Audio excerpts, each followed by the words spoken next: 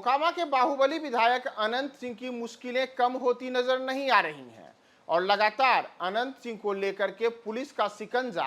कसता नजर आ रहा है। तो इसमें अब अनंत सिंह से जुड़े हुए गोपालगंज कांड को लेकर के बिहार सरकार की ओर से बड़ा फैसला लिया गया है और यह मामला अब सीआईडी को सौंप दिया गया है। नमस्कार, मैं हूं प्रियदर्शन और आप देख रहे हैं न्यूज फॉर नेशन। मई महीने के पहले सप्ताह में हम सब ने देखा था कि अनंत सिंह जो गीत संगीत के शौकीन रहे हैं वे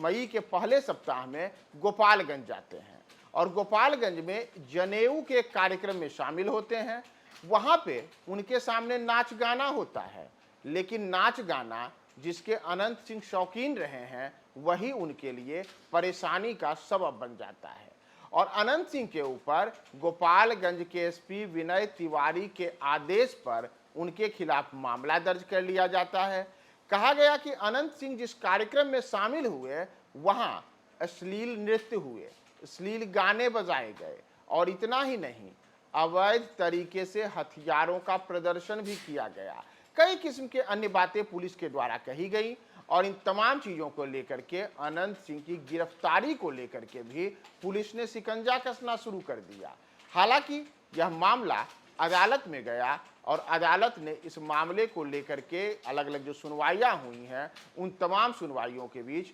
अनंत सिंह की गिरफ्तारी पर फिलहाल रोक लगा रखी है और अगली सुनवाई 30 मई की तय की गई है। यानी कि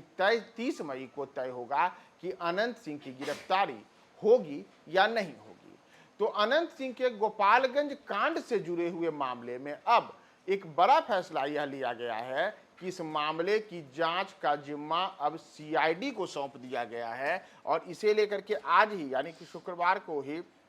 पूरे मामले में यह तय किया गया है कि बिहार के अपराध अनुसंधान विभाग यानी कि सीआईडी को यह जिम्मेदारी दी गई है कि मोकामा के मौजूदा जो विधायक हैं अनंत सिंह, जो जनता दल यूनाइटेड से वर्ष 2025 में चुनाव जीते हैं, उनके गोपालगंज कांड की जांच सीआईडी करे। दरअसल जैसा मैंने आपको बताया कि मई के पहले सप्ताह यानी कि 2 और 3 मई को मीरगंज, जो कि गोपालगंज में आता है, मीरगंज थाना क्षेत्र अंतर्गत यह कार्यक्रम हुआ था और वहां अनंत सिंह अपने समर्थकों के साथ पहुंचे थे, जहां खुलेआम हथियार लहराने से लेकर के वहां पे जो नाच गाना हुआ था, उस नाच गाने का जो वीडियो सोशल मीडिया पर वायरल हुआ था, उसमें के बाद पुलिस प्रशासन ने हरकत में आकर के अनंत सिंह, साथ ही साथ जो मगही गायक हैं गुंजन सिंह, उनके अतिरिक्त कुल 9 लोगों के खिलाफ प्राथमिकी दर्ज की थी और इस मामले की जांच लगातार चल रही है। तो अत्यंत संवेदनशील और राजनीतिक प्रभाव वाले इस मामले में अब नया जो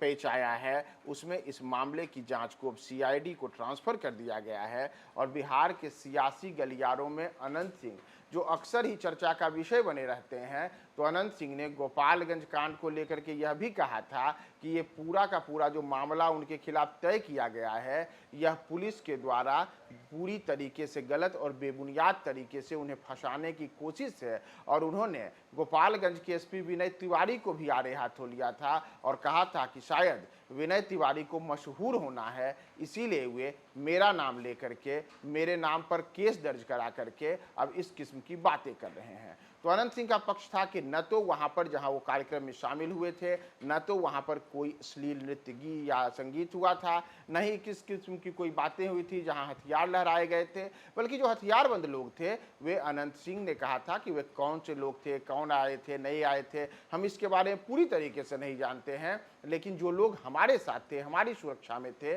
वह पुलिस प्रशासन के द्वारा ही दिए गए लोग हैं। साथ ही साथ ऐसे लोग थे जिनके पास की वैध हथियार है और उसका पूरा लाइसेंस अनंत सिंह के लोगों के पास में था। तो अनंत सिंह ने अपनी सफाई में पहले ही सार्वजनिक रूप से तमाम बातें कह रखी हैं, लेकिन इन तमाम चीज़ों के बीच अनंत सिंह की मुश्किलें एक तरीके से बढ़ने का संकेत है कि इस मामले की जांच अब सीआईडी को सौंप दी गई है। तो देखना है कि सीआईडी की जांच के बाद अब यह मामला किस ओर जाता है, इसमें क्या निकलकर सामने आता है। इन तमाम चीज़ों के बीच 30 मई की तारीख अनंत सिंह के लिए बेहद अहम होने जा रही है, क्योंकि 30 मई को अनंत सिंह से जुड़े गोपालगंज कांड की मामले की सुनवाई कोर्ट में होगी और उसके बाद यह तय होगा कि अनंत सिंह की गिरफ्तारी होगी या फिर अनंत सिंह जेल से बाहर ही रहेंगे। तो हम आपको तमाम अपडेट्स बताएंगे। बने रहें न्यूज फॉर नेशन के साथ।